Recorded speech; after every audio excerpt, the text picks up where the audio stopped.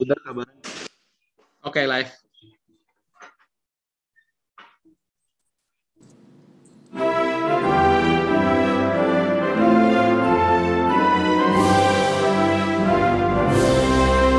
Indonesia negaraku, Tuhan yang memberikannya. Ku serahkan di doaku pada Yang Maha Esa. Bangsa rakyat Indonesia, Tuhanlah pelindungnya. Dalam duka serta suka, Tuhan yang dipandangnya. Kemakmuran, kesuburan, Tuhan saja sumbernya. Keadilan, keamanan, Tuhan menetapkannya.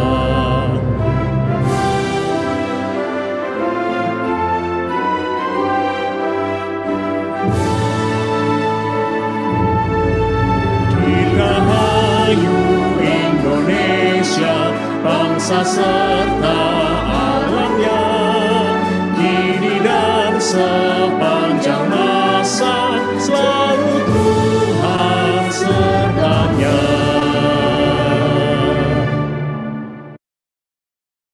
Ya, selamat malam Bapak Ibu, saudara sekalian yang ada di Zoom ataupun yang ada di YouTube. Selamat malam. Selamat malam. Selamat malam. Ada dulu yang ada di YouTube. Merdeka. Merdeka. Oh, masuk bulan Agustus. Oh iya bener, Merdeka. Lagunya udah Agustus, bangsa bulan ini temanya tentang kemerdekaan terus ya. Jadi bagaimana kita tidak hanya tentang kemerdekaannya, tetapi juga berpartisipasi gitu. Nah, saya juga mau sapa-sapa yang di YouTube. Mungkin yang di YouTube bisa kirim-kirim salam dulu. Ada siapa saja yang sudah di YouTube? Bu Lilis, Oh iya, selamat malam Bu Lilis. Pak Heru, selamat malam. Ada Ibu Suling, ada Pak Gunawan. Ada banyak ternyata. Di YouTube sudah ada 21 orang. Kiranya kita sama-sama akan belajar bersama-sama tentang hubungan atau bagaimana sikap gereja dalam berpartisipasi untuk negara, khususnya di bidang politik. Apakah kita itu boleh berpolitik nggak sih? Gitu. Atau pandangan gereja terhadap politik bagaimana? Seringkali kita mungkin berpikirnya, oh kalau udah orang Kristen tuh nggak perlu politik deh, atau gimana? Atau kalau menurut Selin, untuk menjadi bisa nggak kita ikut politik kira-kira berpolitik? berpolitik, partisipasi politik mungkin ya harus malah. Terus, oke harus gitu. Nah, nanti kita akan bersama-sama belajar bersama. Kita akan diskusi juga nanti bagaimana sikap gereja yang seharusnya, bagaimana kita sebagai jemaat juga berpolitik nantinya. Nah, kita bersama-sama akan menyanyikan sebuah lagu dalam rangka kita bersyukur atas anugerah Tuhan yang telah Tuhan berikan kepada kita, atas negeri yang indah, negeri yang penuh kaya dengan suku, agama, dan sumber daya alam sebagainya. Mari kita akan menyanyikan lagu berikutnya.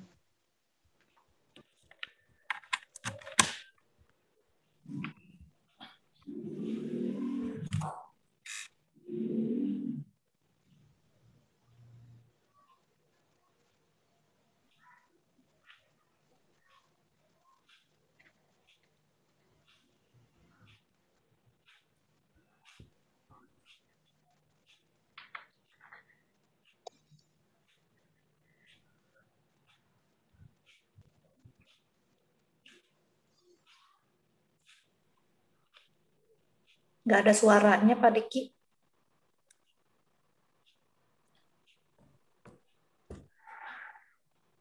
Nggak ada suara, Pak Diki.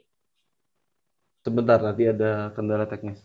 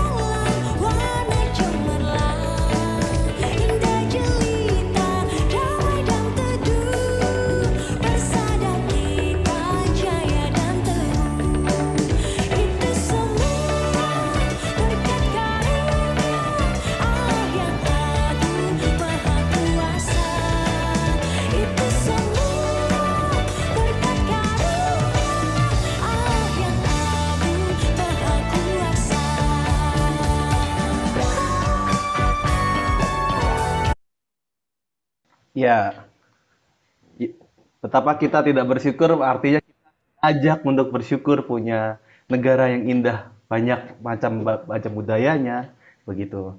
Nah, mungkin ada saudara-saudara yang ingin sharing tentang pengalaman bagaimana sih rasa sukacitanya kita ada ataupun tinggal di Indonesia, ada pengalaman unik ataupun pengalaman lucu gitu. Ada yang mau sharing di Zoom ini? Oke, nggak ada. Oke. Kalau yang saya rasakan adalah Bapak Ibu, ketika ada di Indonesia, gitu. Salah satu yang paling disyukuri adalah bagaimana kita punya keberagaman suku dan ras yang macam-macam, gitu. Bahkan termasuk satu sama lain kita bahkan sangat bervariasi. Teman-teman saya ada dari Sumatera, dari Papua sampai Papua pun ada, gitu. Jadi bisa kenal budaya, bisa karena tiap bahasa, tiap budaya punya kebiasaannya masing-masing begitu. Demikian juga itu kaitannya nanti di dalam politik gitu.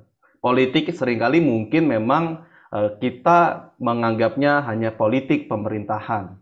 Tetapi yang jarang disadari adalah politik sendiri sebenarnya ada di dalam kehidupan kita sehari-hari. Ketika kita punya kepentingan ataupun di dalam kelompok itu punya kepentingan, maka kita sudah berpolitik. Baik politik di dalam keluarga, politik di dalam gereja, dan sebagainya. Gitu. Jadi memang politik ini adalah bagian dari hidup kita dan tidak bisa kita lepaskan. Maka dari itu bagaimana supaya kita menjaga ataupun berperan serta untuk bersama-sama mempunyai kepentingan yang bersama, yakni kedamaian Indonesia dan pertumbuhannya Indonesia.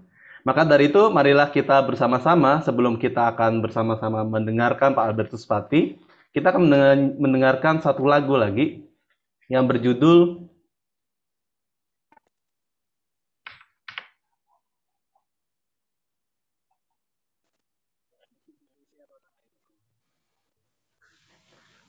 sebentar ada gangguan.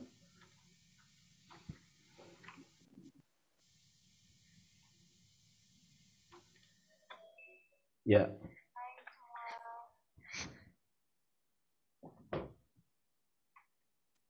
Yang berjudul Indonesia Tanah Airku.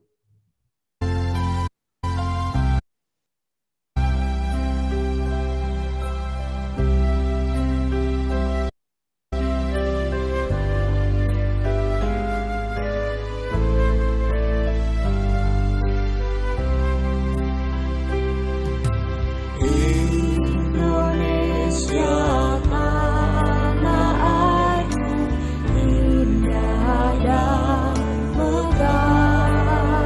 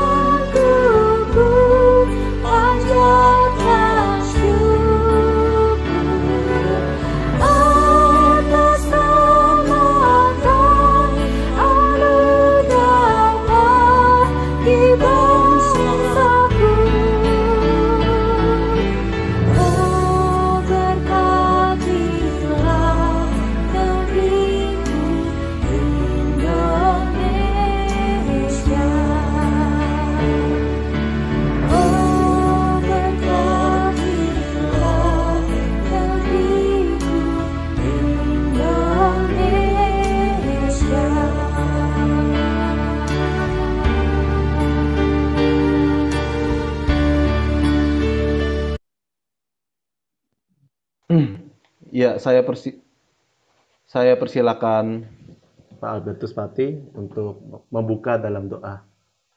Lalu kita mendengarkan pembahasan pada hari ini.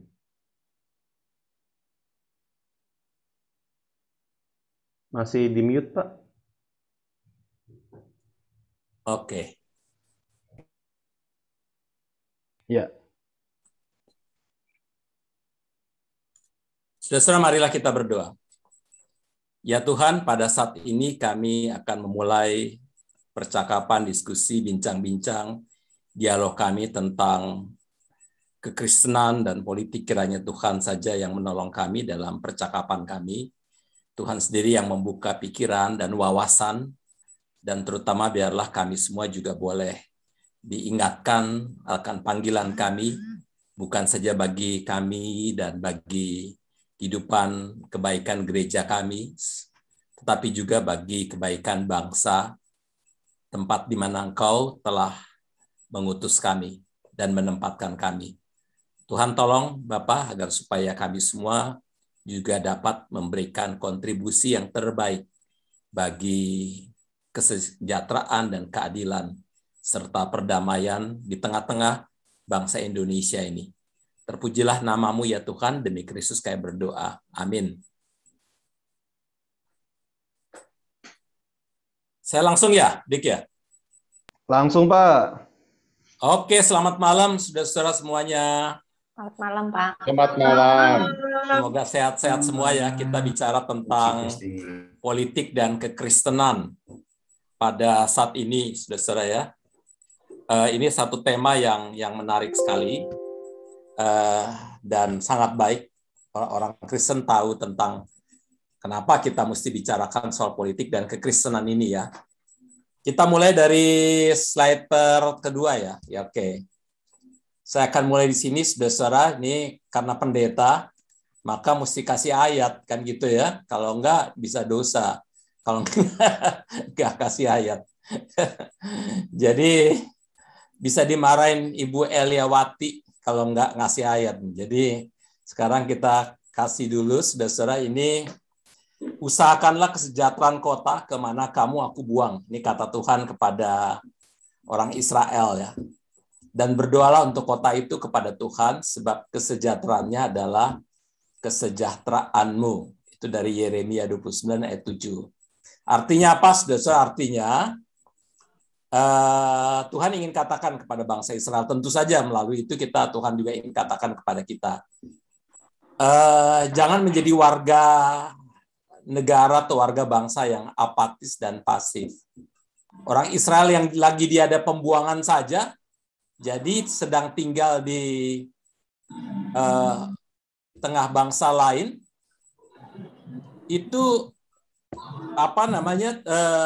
dibilang tidak boleh apatis dan pasif. Apalagi kita semua yang tinggal di tengah-tengah bangsa kita sendiri ya. Bangsa Indonesia. Di tengah-tengah negara Indonesia yang kita semua sama-sama bentuk. Ya, kita semua sama-sama bentuk. Jadi oleh karena itu apalagi kita, jadi jangan apatis dan pasif. Jangan bersikap masa bodoh, nggak peduli. Sebaliknya, kita justru harus mengusahakan kesejahteraan kota. Ya, bukan mendoakan saja ya, saudara-saudara ya, tetapi di situ kemana kamu aku buang, dan berdoalah untuk, jadi usahakanlah kesejahteraan kota, kemana kamu aku buang, dan berdoalah untuk kota itu. Jadi bukan saja mendoakan, tetapi mengusahakan kesejahteraan kota, ada pekerjaan yang aktif. Kita kerjakan, bekerja keras, tapi juga berdoa keras bagi kota atau bagi bangsa kita. Jadi oleh karena itu sekali lagi, saudara-saudara, sebetulnya sebagai orang Kristen kita terpanggil semuanya untuk sungguh-sungguh bukan saja berdoa saat kebaktian minggu atau berdoa pada saat ibadah dimanapun, tetapi kita semua sebagai pribadi, personal, maupun sebagai kolektif, gereja dan jemaat, kita mesti ikut terlibat, melibatkan diri di dalam upaya untuk menyejahterakan kota, mendatangkan keadilan dan perdamaian bagi siapapun. Lanjut. Nah, saudara-saudara, mengupayakan kesejahteraan kota ini sudah dilakukan sebetulnya oleh atau mengupayakan kesejahteraan ini sudah dilakukan pertama-tama oleh para founding parents yang kita miliki. Jadi baik father and mother ya, founding parents yang kita miliki, para pahlawan kita, mereka menciptakan sejarah bersama, collective history, yaitu mereka berjuang bersama untuk memerdekakan bangsa ini dari penjajahan Belanda dan penjajahan Jepang. Tadinya saudara-saudara mereka berjuang atas nama agama, atas nama etnik, tadinya ya, atas nama ideologi, ada yang berjuang atas nama komunis, ada yang berjuang atas nama Islam, atas nama Kristen, ada yang berjuang atas nama etnik, ada etnik Chinese waktu itu, India juga ada, Jawa juga ada, Yong Jawa, Yong Padang, Yong Manado, dan sebagainya. Tetapi saudara pada satu titik tertentu, terutama mulai dari 1920, itu mulai muncul kesadaran dari para founding parents ini. Mereka bilang, kalau kita terus-menerus berjuang, hanya dengan terpisah-pisah dan terpilah-pilah, kita nggak akan pernah jadi merdeka. Oleh karena itu mereka bersepakat untuk oke, kita lupakan latar belakang agama, lupakan dulu latar belakang etnik, lupakan dulu latar belakang ideologi. Kita bersama-sama berjuang untuk kemerdekaan bangsa, untuk memerdekakan bangsa ini. Jadi sejak saat itulah mulailah mereka berbicara tentang Indonesia. Sehingga tidak lagi bicara atas nama etnik, tidak lagi bicara atas nama agama, tetapi mulai pada saat itu mereka berbicara atas nama Indonesia. Ini kesadaran yang membuat mereka mampu berpikir melampaui sekat-sekat etnik, sekat-sekat agama, sekat-sekat ideologi, semua berpikir untuk semua. Ya, semuanya berpikir untuk semua pada saat itu. Yang Jawa, yang Belanda, maksudnya yang Jawa, yang Batak, yang Ambon, yang Chinese, yang India, yang manapun waktu itu lalu berpikir semuanya untuk kebaikan Indonesia. Nah, sejarah bersama ini adalah kerja keras. Ini kerasa, ini maksudnya kerja keras ya. Kerja keras betul-betul, mereka berjuang habis-habisan. Nggak ada yang berpikir ini berjuang untuk Islam atau berjuang untuk Kristen atau untuk ini. Tetapi mereka betul-betul kerja keras, mati-matian bahkan mati, dan punya komitmen besar untuk membangun bangsa. Dan setelah akhirnya mendapatkan kemerdekaan, lalu mereka semua sepakat untuk membangun sistem demokrasi, ya, republik. Dari itu namanya Republik Indonesia. Meskipun sempat ada ketegangan, kita mau bangun apa nih? Negara kayak apa nih? Negara berdasarkan agama atau negara berdasarkan demokrasi? Tetapi kesepakatan terakhir pada tanggal 17 Agustus itu adalah memang kesepakatan untuk membangun yang akhirnya diproklamasikan membangun demokrasi itu ya. Lalu kemudian dengan ideologi Pancasila serta Undang-Undang Dasar 1945. Nah, saudara-saudara, sejarah bersama ini adalah bagian dari identitas kita. Jadi kita membangun ini Indonesia ya, saudara-saudara ya. Kita semua berpikir sebagai orang Indonesia, kita berjuang sebagai orang Indonesia, kita nggak lagi berpikir sebagai hanya orang Kristen saja, atau orang Islam saja, tapi kita berpikir kalau di sini kita bisa Kristen, tetapi juga kita Indonesia, saudara-saudara ya. Oleh karena itu saya punya satu program TV di YouTube, itu namanya Kristen Indonesia, saudara-saudara. Identitas kita ini adalah identitas ganda. Sebetulnya banyak identitas kita ya, saudara-saudara ya. baik identitas etnik, identitas kebangsaan, agama, dan sebagainya. Tetapi yang paling utama identitas kita adalah identitas agama dan kebangsaan. Di Indonesia selalu urusannya lebih agama, sedangkan kalau di Amerika sana lebih banyak bicara soal ethnicity. Jadi saya selalu dalam program itu saya namakan programnya Kristen Indonesia. Artinya apa? Karena kita semua, saudara-saudara, punya dua identitas ganda. Pada satu sisi kita orang Kristen, tetapi sisi lain kita juga orang Indonesia.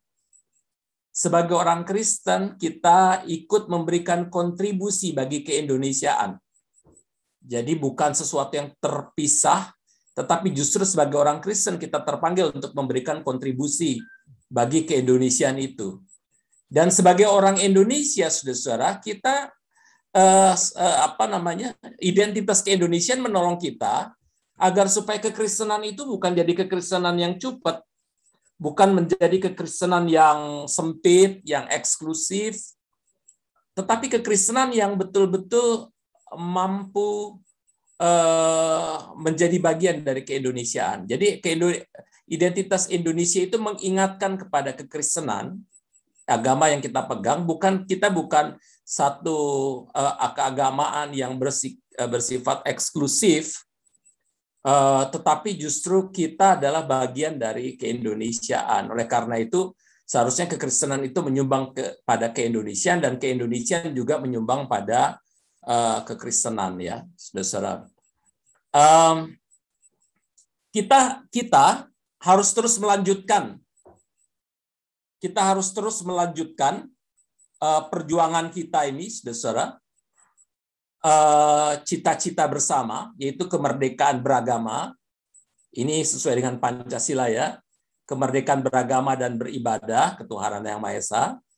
Kemudian kita cita-cita untuk kemanusiaan yang adil dan beradab, cita-cita untuk persatuan Indonesia, dan sila keempat demokrasi, dan sila kelima pada akhirnya adalah keadilan sosial. Jadi nggak ada gunanya, saudara, kalau kita jadi satu bangsa, tetapi kita masih belum menikmati kemerdekaan beragama dan beribadah. Atau kita belum menikmati gimana hidup sebagai manusia di dalam kemanusiaan. Atau kita secara diam-diam justru membangun sekat-sekat, tembok-tembok yang membuat persatuan Indonesia ini jadi rapuh, baik karena kita punya lebih banyak menekankan pada etnisitasnya atau pada keagamaannya, membuat persatuan Indonesia ini bisa rapuh, ya. Kemudian demokrasi juga bisa rapuh dan hancur-hancuran. Tiba-tiba ada ideologi-ideologi yang ingin mengganti demokrasi, misalnya dengan menjadi negara agama. Keadilan sosial juga bisa hancur-hancuran ketika kita saling masa bodoh dan saling tidak peduli, apalagi terutama di tengah-tengah situasi COVID pada masa kini, ya, saudara. Nah, sekarang tantangan agar bangsa ini tetap eksis, ya, kita sebetulnya harus bertanya, baik sebagai pribadi maupun secara kolektif sebagai gereja, bagaimana sih kondisi kita saat ini? Ini penting, saudara, pertanyaan ini, ya. Tantangan apa saja yang sedang kita hadapi kini dan ke depan, dan apa yang harus kita lakukan untuk merespons tantangan itu. Jadi pertanyaan-pertanyaan ini sekali lagi penting sekali, ya, saudara-saudara, ya, karena kalau kita tidak berupaya untuk mempertanyakan dan berpikir bagaimana merespon tantangan-tantangan itu, ini persoalan-persoalan ke depan akan makin hari akan makin rumit, ya, akan makin rumit sekali. Satu bangsa yang eksis itu tidak akan selalu eksis sepanjang bangsa itu sendiri tidak mengusahakan dan mengupayakan bekerja keras agar supaya tetap eksis. Kita melihat, saudara-saudara, misalnya Uni Soviet, satu bangsa yang besar, yang superpower, tetapi pada usia yang ke-70 tahun, saudara-saudara, Uni Soviet itu hancur, berantakan, terpecah belah menjadi beberapa negara. Artinya apa? Karena memang selama ini kekuatan dari Uni Soviet itu hanya didasarkan pada kekuatan senjata militer. bukan pada kekuatan kultural dari masyarakat dan bangsanya. Dan kalau oleh karena itu, kalaupun kekuatan militer ingin menjaga keutuhan Indonesia, nggak akan mungkin. Kekuatan militer dari Uni Soviet aja nggak bisa. Apalagi kekuatan militer Indonesia nggak akan bisa menjaga keutuhan Indonesia. Kecuali keutuhan Indonesia dijaga oleh masyarakatnya sendiri. Masyarakat dan bangsanya sendiri. Yugoslavia hancur baur berantakan ya, saudara ya. Yang tadinya juga dijaga oleh kekuatan senjata, begitu Joseph Broz Tito meninggal, mangkat, itu langsung hancur pecah berantakan menjadi beberapa negara. Kita lihat juga, saudara-saudara, ada banyak negara yang mengalami situasi-situasi konflik dan perpecahan terus-menerus. Misalnya juga Uganda yang mengalami perpecahan, yang hancur baur berantakan, Libya, yang juga hancur baur berantakan, tadinya negara termasuk negara di bawah Muammar Gaddafi, termasuk negara yang cukup sejahtera, hancur berantakan. Betul memang ada peran dari Amerika Serikat yang menghancurkannya, tetapi kalau seandainya bangsanya sendiri bersatu, sebetulnya nggak ada masalah. Itu kan terjadi juga di Suriah sekarang, hancur baur berantakan Suriah ini. Apalagi Irak. Irak itu hancur total oleh karena pertarungan antara Muslim Sunni dan Muslim Syiah. Jadi saudara-saudara ada banyak negara, terutama juga negara yang paling akhir yang terpecah belah adalah Sudan. Terbagi dua antara Sudan Utara dan Sudan Selatan. Sudan Utara yang tadinya memegang Islam, ideologi Islam, sekarang presidennya sudah berhasil si Muammar itu sudah berhasil disingkirkan, sehingga Sudan Utara itu sudah menjadi negara demokratis dengan Sudan Selatan. Itu terpecah jadi Sudan Selatan. Tetapi tadinya hancur baur berantakan oleh karena perbedaan agama dan sebagainya. Sehingga terjadi pemisahan antara Sudan Utara dan Sudan Selatan. Jadi saudara-saudara, Indonesia pun bisa terpecah belah berantakan. Karena Indonesia itu negara yang paling banyak etniknya, budayanya, sukunya, agamanya, segala macam tuh banyak sekali di Indonesia ini. Kalau kita nggak bisa secara kultural bangsa kita ini tidak bersama-sama, masyarakatnya membangun persatuan, menjaga persatuan dan kesatuan, ini Indonesia akan hancur baur berantakan. Dan sekarang kita menghadapi situasi yang paling sulit ya, saudara, apalagi dengan ini saya teruskan, tantangan ke depan adalah pandemi COVID-19 dengan segala efeknya. Efeknya itu multi krisis sekarang kita. Presiden Jokowi bilang kita baru kasih PPKM yang level 4 aja kita udah menggap-menggap, orang udah ribut-ribut setengah mati mau demo. Karena secara ekonomi kan kita belum sekuat kayak di negara-negara di Amerika maupun Eropa, meskipun secara ekonomi negara kita udah semakin kuat, tetapi kita belum sekuat itu. Masih banyak orang yang miskin, sehingga efek dari pandemi COVID ini saudara ini luar biasa sekali. Begitu banyak orang yang kehilangan pekerjaan, begitu banyak orang yang kehilangan penghasilan, begitu banyak orang yang miskin tiba-tiba, yang tadinya menengah tiba-tiba miskin, begitu banyak orang-orang yang frustrasi sekarang dan sebagainya. Ini benar-benar multikrisis betul yang kita sedang hadapi sekarang. Apalagi kita juga menghadapi yang namanya revolusi teknologi digital. Revolusi teknologi digital itu memang ada banyak berkat dari situ. Kita ibadah atau bahkan kita lakukan ceramah sekarang atau webinar ini kan melalui karena adanya revolusi teknologi digital. Sehingga memang kita tidak lagi dibatasi oleh jarak apapun ya atau tempat lokasi manapun itu menghubungkan kita. Tetapi saudara, revolusi teknologi digital itu mengubah cara kita hidup, mengubah cara kita kerja, mengubah cara kita belajar, mengubah cara kita berteman, mengubah banyak hal di dalam kehidupan, mengubah juga pekerjaan-pekerjaan kita, jenis-jenis pekerjaan kita. Ada banyak pekerjaan-pekerjaan yang mungkin tidak akan kita miliki nanti. Dan oleh karena itu, saudara-saudara, kalau generasi muda kita itu tidak disiapkan sungguh-sungguh, jangan-jangan setelah pandemi COVID-19 mereka makin frustrasi karena nggak punya pekerjaan, karena nggak siap dengan adanya revolusi teknologi digital ini. Nah, kemudian ada tantangan lainnya adalah radikalisme dan ekstremisme agama ya, saudara ya. Kita tahu bahwa radikalisme dan ekstremisme agama ini ada di mana-mana dan bahkan memasuki dunia politik. Di Amerika Serikat yang memasuki dunia politik sehingga Amerika Serikat terbelah hancur-hancuran sebetulnya karena Trump menggunakan isu-isu agama. Dan itu juga dilakukan di India, saudara-saudara ya, oleh kelompok Hindu fundamentalisme di Bharata Janata Party di India yang sangat fundamentalistik Hindu.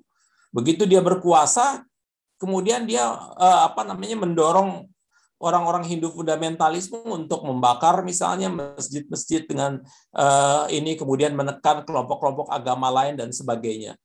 Ini jadi sekarang ini yang namanya radikalisme dan ekstremisme ini masuk di dalam dunia politik. Indonesia juga gitu mengalami itu, terutama ketika kita tahu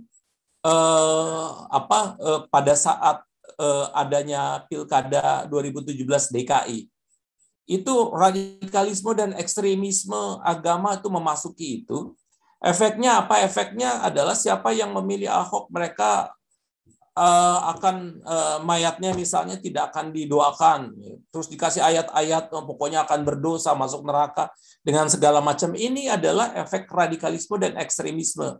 Dan setelah Pilkada 2017 diikuti dengan pemilu 2019. Kita muncul di situ ada doa-doa segala macam, Tuhan kalau yang seandainya yang menang Jokowi ini nanti nggak ada lagi yang menyembahmu dengan segala macam. Ini doa-doa politik yang memecah belah, berusaha memecah belah bangsa ini. Tetapi saudara kita bersyukur bahwa melalui dua yang tadi itu, Pilkada DKI 2017 dan Pemilu 2019, kita bisa lewati itu. Tapi apakah kita akan cukup kuat kalau ketika akan menghadapi lagi dan lagi dan lagi? Ya, karena radikalisme ini memasuki kehidupan umat beragama, hampir bahkan di kalangan birokrat, di kalangan politisi, banyak yang menggunakan mereka yang radikal ekstremis, bahkan di kalangan DPR, di pemimpin-pemimpin militer termasuk. Jadi saudara ini sebetulnya hal yang sangat mengerikan sekali, di mana politik itu memasuki seluruh dimensi kehidupan manusia Indonesia. Ya, ini membahayakan. Kalau ini masuk, Indonesia akan lebih pecah, berantakan sekali. Apalagi sekarang yang namanya radikalisme, ekstremisme agama ini memang juga sudah dididik pada anak-anak sejak anak-anak masih di PAUD, bahkan sudah dididik bagaimana menjadi radikal, menjadi ekstremis, bagaimana membenci orang yang berbeda agama, mengkafir-kafirkan mereka yang berbeda agama, dan celakanya, saudara-saudara, anak-anak ini memang nggak pernah bergaul dengan orang yang berbeda agama, sama seperti anak-anak kita juga nggak pernah bergaul dengan mereka yang berbeda agama. Kenapa? Karena kita semua, masing-masing agama dan masing-masing gereja bahkan, mendirikan sekolahnya sendiri-sendiri sesuai dengan agamanya. Sehingga yang Kristen sekolah di Kristen, yang GKI sekolah di GKI, yang Islam sekolah di Islam. Mereka dari awal, mereka hidup, mereka nggak pernah berjumpa, nggak pernah berinteraksi lintas agama. Efeknya ketika orang ngomong tentang yang jelek-jelek tentang agama lain, maka mereka semua bisa saling membenci, saling ingin membunuh dan membinasakan. Ini bahaya dari radikalisme, ekstremisme agama. Jadi sebetulnya saudara-saudara, suka atau tidak sekolah-sekolah kita yang berdasarkan agama-agama ini juga ikut memberikan kontribusi pada adanya radikalisme dan ekstremisme agama karena kita menciptakan eksklusivisme agama, membuat kita jadi hidupnya primordial, berpikir cuma untuk kelompok kita sendiri. Nah, lalu terus,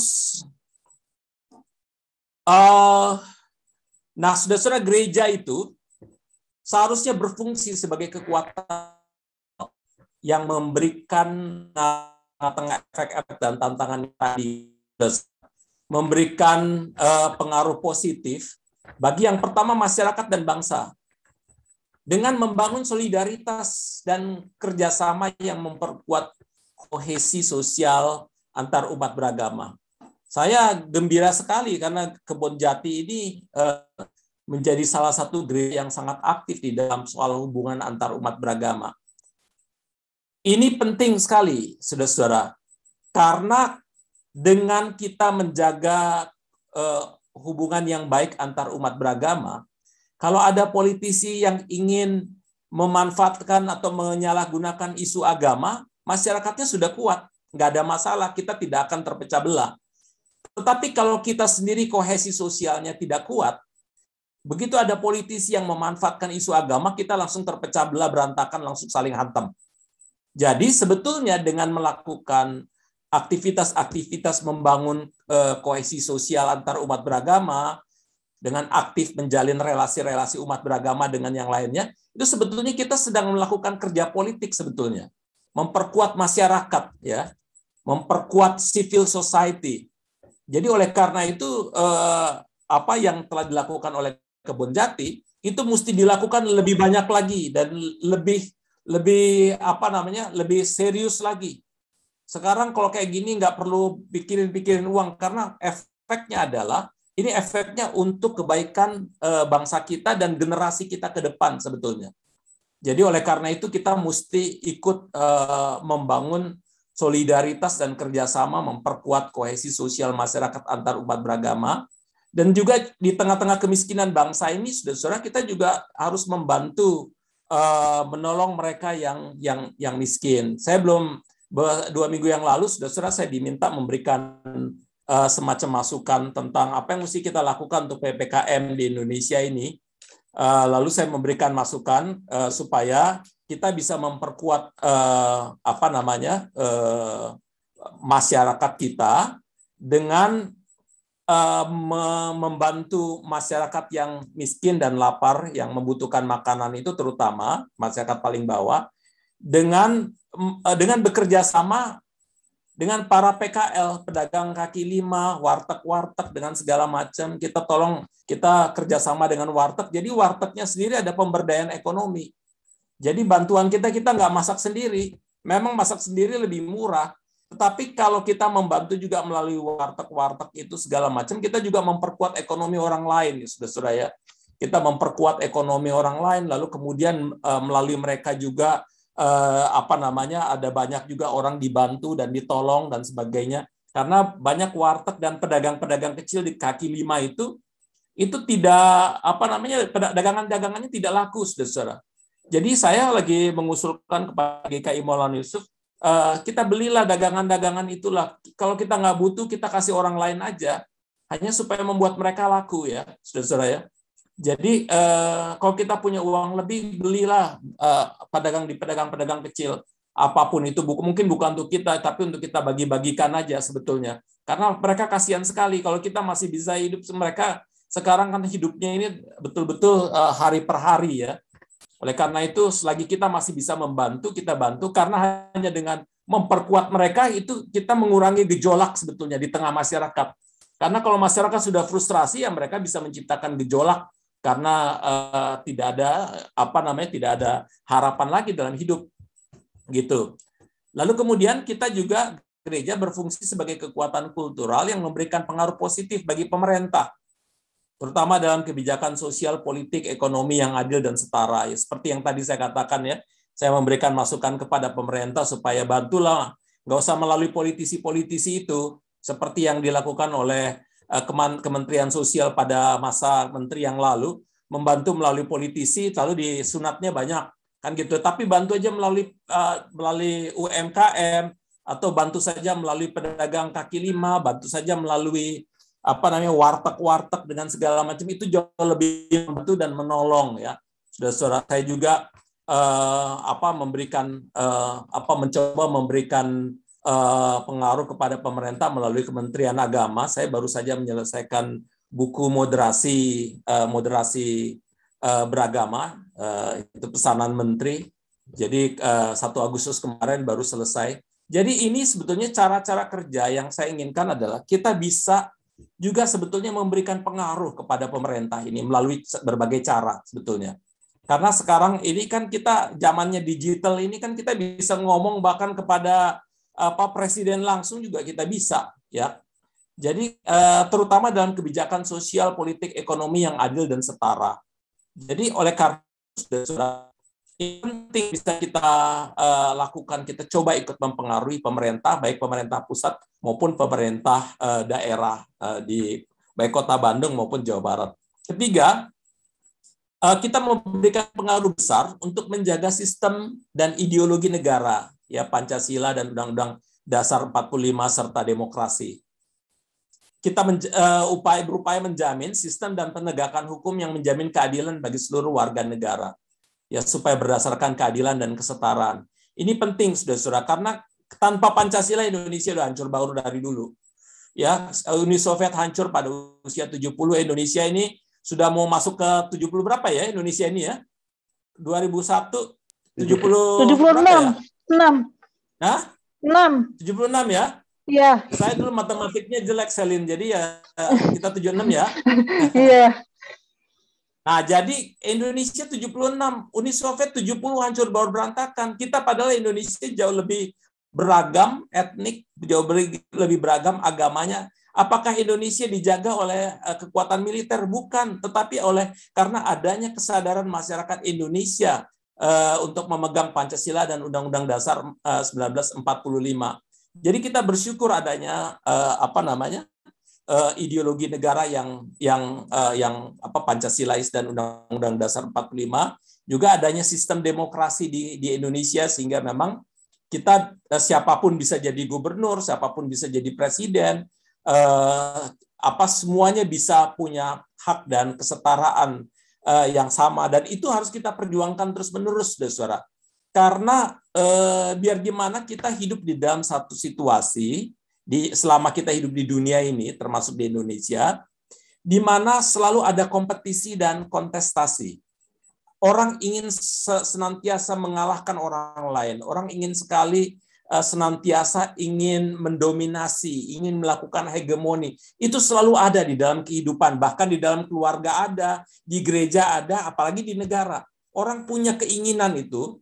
Jadi kan gini, manusia ini kan pada satu sisi, manusia adalah imago Dei, the image of God. Jadi orang yang sebagai orang yang diciptakan segambar dan secitra dengan Tuhan, manusia punya kehendak baik, yang berpikir untuk kesejahteraan dan keadilan untuk semua. Tetapi pada satu sisi lain, manusia ini adalah manusia berdosa, human sin. Di dalam keberdosaannya, manusia ingin sekali mendominasi orang lain, melakukan hegemoni terhadap orang lain, mengeksploitasi orang lain atau mengeksploitasi apapun demi kepentingan dirinya sendiri, demi egonya sendiri, selfishness-nya sendiri. Oleh karena itu, saudara, di dalam konteks ini, ingin saya katakan, di dalam konteks negara Indonesia, kita juga ada orang-orang atau kelompok-kelompok yang ingin mendominasi, ingin melakukan hegemoni, ingin mengeksploitasi. Nah, dalam situasi seperti itulah kita harus, orang-orang baik ini, harus ikut berkiprah di dalam kehidupan berpolitik, supaya menjaga supaya sistem ideologi negara tetap menjamin keadilan dan kesetaraan bagi seluruh warga negara, gitu. Artinya kita mengatakan tidak terhadap mereka yang ingin melakukan hegemoni, dominasi atau eksploitasi atas nama apapun. Terus, apa hambatannya, saudara-saudara? Hambatan gereja yang tidak tidak mau seringkali terlibat dalam politik. Yang pertama, saudara-saudara, gereja menganggap politik itu kotor. Ada banyak orang yang tidak menganggap politik itu kotor gereja, sehingga memang gereja nggak boleh berpolitik. Kan gitu. Saya satu saat berkhotbah di GKI Maulana Yusuf, ketika saya bicara tentang politik, majelis saya itu sempat negor saya. Kenapa Pak Pati ngomongin politik? Jangan masukkan politik di mimbar gereja. Saya bilang, ini Bapak ini sebetulnya ngomong sendiri atau mewakili semua majelis? Saya ngomong sendiri sih, tapi oke lah. Kalau begitu saya ingin semua majelis saya ngumpul. Saya ingin ngomong untuk semua majelis. Jadi akhirnya saya bicara dengan semua majelis. Saya katakan seluruh kehidupan kita ini politik. Apa sih yang nggak politik di dunia ini? Di keluarga kita ada politik, tapi seperti tadi yang Diki ngomongin ya, di keluarga kita ada politik, di gereja kita ada politik, karena kita punya keinginan berkuasa juga. Politik itu salah satunya kan keinginan berkuasa juga. Ya, pada satu sisi manusia tadi yang punya keinginan baik, tetapi juga punya keinginan jahat, itu bisa menggunakan agama untuk sesuatu yang baik, tapi juga untuk sesuatu yang jahat, tapi juga bisa menggunakan politik untuk sesuatu yang baik dan sesuatu yang jahat juga. Kan gitu ya. Dan ketika kita mengatakan gereja menganggap politik itu kotor, ketika politik itu digunakan untuk kekotoran oleh manusia yang kotor. Kira-kira gitu ya. Oknum politisi yang kotor. Jadi saudara, saya lagi ngomong pada majelis semuanya. Semua kehidupan kita ini politik. Apa yang kita nggak politik? Di mana? Di gereja, di tengah-tengah keluarga, di masyarakat, semuanya itu politik. Sekarang bahkan minta maaf kencing saja kita ada perdanya, kan gitu ya. Jadi oleh karena itu semuanya kehidupan ini politik. Dan kalau kita biarkan politik itu, tiba-tiba nanti mereka yang berpikiran jahat, kecenderungan jahat yang egois, selfish, kepentingan diri sendiri atau kepentingan kelompoknya akan menguasai kita, hancur kita semua ini. Oleh karena itu, kalau ketika justru karena politik itu banyak yang kekotoran, kita mesti terlibat di situ orang-orang baik. Tentu saja bukan terlibat kalau gereja sebagai institusi tidak terlibat dalam konteks politik praktis untuk merebut kekuasaan, tetapi menjaga agar supaya politik itu tetap bermoral dan beretika, tetap berkemanusiaan yang adil dan beradab, tetap berpersatuan Indonesia, demokrasi, keadilan sosial, dan seterusnya. Yang kedua, saudara-saudara, hambatan gereja dalam politik adalah warisan teologi Barat. Karena fokus gereja selama ini dari warisan teologi Barat itu cuma pikirannya memenangkan jiwa melulu. Penginjilan, bukan berarti itu nggak baik. Baik, tapi terus-terusan berpikirnya penginjilan, tapi kita nggak berpikir bahwa tugas kita bukan cuma penginjilan di dalam pengertian memenangkan jiwa, tugas kita juga untuk membangun Indonesia yang baik juga, membangun dunia yang baik juga. Tugas kita ini bukan cuma berpikir memenangkan jiwa terus-menerus. Dan selama ini teologi Barat kita membuat kita berpikirnya gimana memenangkan jiwa supaya kita dia jadi Kristen, supaya dia masuk gereja kita dengan segala macam. Kepala kita banyak di situ aja. Kita nggak berpikir ada tugas lain. Jadi kita seperti kuda, orang yang bermata kuda, cuma lihat ke depan gitu aja, udah nggak bisa lihat ke tempat-tempat lain lagi ya. Saudara ya, bahwa hidup ini jauh lebih kaya daripada sekedar berpikir memenangkan jiwa. Kita juga harus menolong yang miskin. Kita juga harus menolong mereka yang mengalami ketidakadilan. Kita harus menolong supaya jangan sampai dunia ini menjadi hancur ekologinya. Kita harus berpikir juga tentang bagaimana bangsa ini tetap utuh. Ada banyak hal yang harus kita perjuangkan. Jadi tugas gereja bukan cuma memenangkan jiwa. Ini kan warisan teologi Barat. Juga ortodoksi, artinya kita pikirannya cuma pokoknya benar salah dengan segala macamnya gitu ya. Begitu bicara tentang agama, kita bicara tentang kami yang benar, situ yang salah. Apalagi kemudian masuklah teologi yang polaristik. Polaristik itu begini, saudara-saudara. Kita menciptakan semacam batas-batas imajiner dengan orang lain. Ketika kita berjumpa dengan orang lain, kita ngobrol-ngobrol, terus kemudian kita tanya, agamamu apa?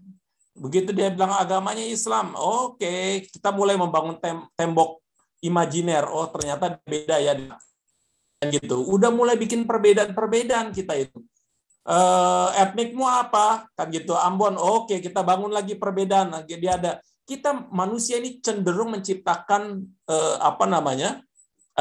sekat-sekat imajiner dengan sesamanya itu.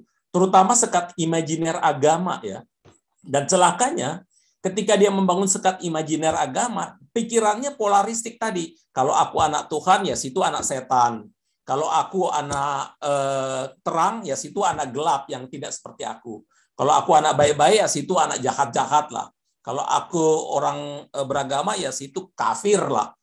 Kalau pikiran seperti itu terus kita tanamkan yang dari teologi Barat ini, kita akan cepat atau lambat akan menciptakan konflik antara agama di Indonesia ini. Jadi pikiran polaristik itu mesti kita hentikan, jangan lagi berpikir dalam konteks anak Tuhan versus anak setan, terang versus gelap. Itu pola lama ya, saudara-saudara, yang mesti kita segera tinggalkan itu.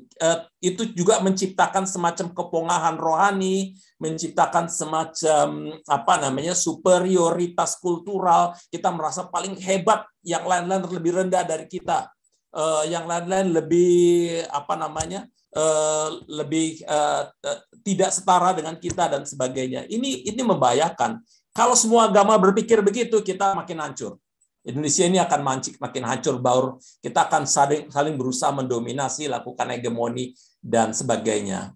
Kemudian yang personal individualistik, kita hanya berpikir untuk diri kita sendiri. Ya, yang penting agama cuma untuk aku, nggak peduli dengan persoalan sosial, nggak peduli dengan masalah-masalah, goncangan-goncangan, kemiskinan, ketidakadilan. Yang penting aku dengan Tuhan hubungannya baik dengan segala macam. Nggak cukup saudara-saudara dengan kayak begituan. Sekarang yang dibutuhkan adalah satu spiritualitas yang bukan sekedar personal tapi sosial. Bagaimana iman kita itu membuat kita menjadi berkat, menjadi garam dan terang dunia. Terutama garam dan terang bagi keindonesian ini. Kemudian yang ketiga ya primordialistik dan gereja sentrik. Ini hambatannya, kita berpikir gereja cuma untuk gereja aja, udah titik. Apa-apa cuma untuk pikirannya gimana gerejanya. Apalagi kalau udah mulai masuk kepentingan kapitalisme. Cuan nggak. Pikirannya kalau gereja yang sukses itu gereja yang dia punya kolektornya banyak, yang dia punya tabungan di banknya rame, yang dia punya depositonya rame dengan segala macam, yang jumlah anggotanya banyak. Udah nggak seperti itu lagi, saudara. Udah nggak ada gunanya lagi yang kayak gitu-gitu. Sekarang kita harus berpikir, apalagi di dalam konteks sekarang, gereja yang berhasil adalah gereja yang menjadi saluran berkat Tuhan di tengah-tengah dunia ini. Gereja yang menjadi seperti orang Samaria yang baik hati bagi siapapun. Ini gereja yang berhasil adalah gereja yang begitu, bukan gereja sentrik.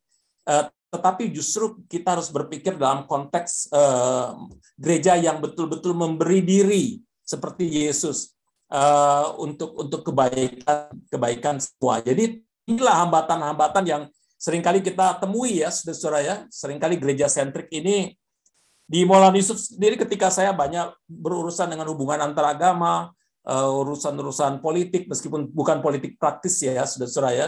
Saya memberikan kontribusi pemikiran-pemikiran kepada pemerintah melalui berbagai jalur. Dan ada sempat majelis yang mengatakan, ngapain Anda gitu-gitu lakukan itu segala macam. Ya mestinya ada tetap aja di GKI Maulana Yusuf. Anda kan kita bayar, Anda cuma untuk melakukan pelayanan di semua di sini dan segala macam.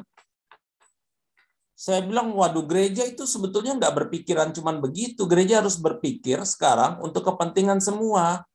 Gereja harus berpikir untuk kepentingan Indonesia. Oleh karena itu, para pendeta itu bukan pendeta jemaat lagi sekarang. Para pendeta, apalagi di dalam konteks yang sekarang ini, di dalam konteks generasinya Diki ini, harus berpikir bahwa saya ini pendeta jemaat dan pendeta masyarakat dan pendeta bangsa Indonesia sekarang. Dia harus berpikir untuk semuanya sekaligus. Karena dimanapun dia berada, kalau ada apa-apa, yang dipanggil itu pendeta. Gimana nih untuk memadamkan situasi yang mulai panas, yang memadamkan situasi yang mulai ribut nih, para pendeta, para ulama, para pimpinan rohani dipanggil untuk ayo tolong redam suasana supaya Indonesia ini lebih baik. Ini para pendeta dan para pemuka agama yang dipanggil. Nah, kalau pemuka agamanya nggak ngerti apa-apa tentang Indonesia, nggak ngerti apa-apa tentang persoalan sosial, dia mau ngomong apa? Kalau dia nggak ngerti juga persoalan sosial, saya juga bingung dia mau khotbah apa. Kan gitu. Khotbahin apa selama ini para pendeta kita, kan gitu. Oleh karena itu, sekali lagi, saudara-saudara, kalau ada pendeta-pendeta kita yang Kebon Jati cukup oke di dalam konteks begini, yang memang mulai aktif di dalam kehidupan bermasyarakat dan berbangsa ini, dorong mereka, saudara-saudara, jangan dihambat-hambat. Mereka harus tahu tentang persoalan masyarakat supaya mereka bisa mendapatkan informasi yang fresh. Mereka bisa juga merespons apapun persoalan secara cepat. Kita butuhkan pendeta-pendeta yang bukan cuma berpikir dalam konteks gerejanya saja atau jemaatnya saja, tapi berpikir yang lebih luas dalam konteks kebangsaan dan keindonesiaan. Terus,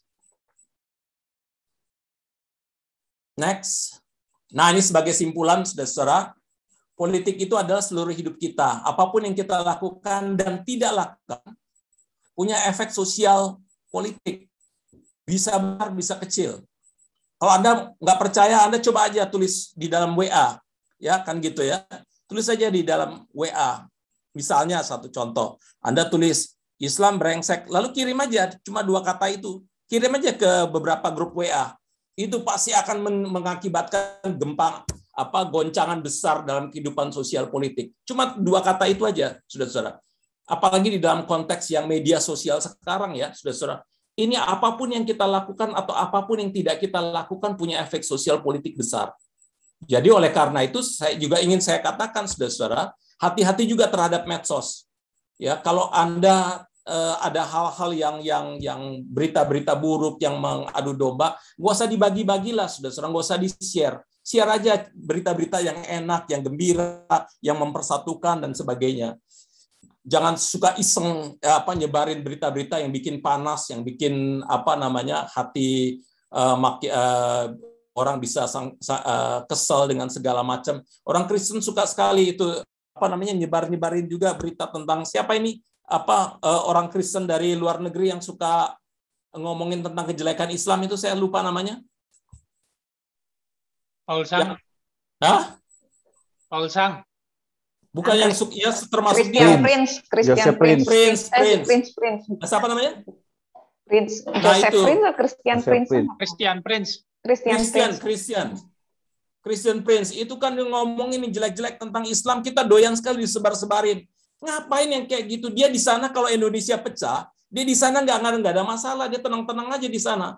Kita yang pecah sedang diadu domba itu, termasuk si Zhang itu. Dia bisa ngomong enak-enak aja dari sana itu. Tetapi kita dia ngomong soal ini, dia bahkan ngomong ke saya, Pak Pati, ini lebih baik kalau you tidak mau takut, lebih baik you nggak usah jadi pendeta. Saya bilang, saya masih di Indonesia, Anda udah kabur. Saya di tengah-tengah begitu banyak masalah, saya masih di Indonesia, you udah kabur. Kalau you bang berani, you sendiri datang ke Indonesia, jangan cuma ngomong dari luar sana. Kan gitu ya, saudara-saudara. Jadi ada orang-orang yang kadang-kadang ngomong sana sini sesuka-sukanya aja, dan kita doyan bener gitu yang kayak gitu-gitu. Jangan sebar-sebar kayak gitu, itu cuma membuat kita sedang diadu domba sebetulnya. Lalu yang kedua, sekecil apapun kita semua baik sendirian maupun bersama-sama harus memberikan positif bagi kehidupan bangsa melalui hal-hal kecil ya, saudara-saudara ya. Membantu tetangga yang sedang mengalami kesulitan, RT kita yang mengalami kesulitan atau apa, itu sebetulnya kita menolong mereka, sebetulnya membuat mereka berpikiran positif ke kita.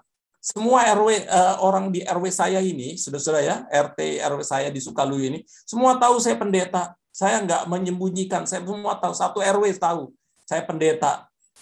Mereka tahu saya berkali-kali di TV, mereka baca di koran dan sebagainya. Tapi mereka hubungannya jadi baik sekali. Yang tadinya pikiran-pikirannya ngomongnya yang hal-hal negatif dan sebagainya, mereka bicara selalu jadi positif semuanya. Oh, ada hal-hal positif, saya masukkan ke WA grup RW dengan segala macam, dan mereka mendukung. Ini kan bagian dari membangun kehidupan bangsa melalui dari lingkungan kita yang paling kecil sekalipun.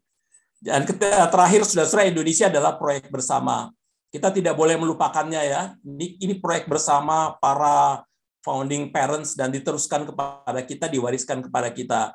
Jangan lupakan, kita harus terus membangunnya, bekerja keras, mendoakannya juga dengan cinta dan dengan keadilan untuk menjaga kesetaraan bagi kebaikan Indonesia sekarang dan di masa depan. Begitulah kira-kira uraian singkat. Singkat apa enggak ya tadi itu ya? Lumayan, Pak. Lumayan. Cukup. Tapi menarik ya, Pak. Oke, saya serahkan kepada Diki ya. Iya. Ini menarik ya, Bapak Ibu, ternyata bahwa di dalam kehidupan kita itu sekecil apapun, baik dalam hubungan berumah tangga atau bertetangga, itu juga politik ya, Pak. Begitu. Betul. Juga bahwa sebenarnya selama ini kita selalu berprasangka buruk terhadap politik itu sendiri. Bahkan sebenarnya dalam kehidupan keseharian kita tanpa sadar kita menggunakan politik untuk mencapai tujuan kita sendiri gitu, ataupun kepentingan bersama yang ingin dibangun. Tetap yang saya dapat adalah bahwa bagaimana untuk tetap berfokus pada tujuan awal dari kesepakatan yang ada. Indonesia dibangun dengan kesepakatan awal bahwa kesatuan dengan demokrasi, bahwa itulah yang didukung dalam kepentingan bersama kita. Nah, Bapak Ibu, apakah ada yang bertanya, baik yang di Zoom atau di YouTube? Kalau di Zoom boleh langsung saja membuka mic-nya, kalau di YouTube bisa kirim lewat via chat live.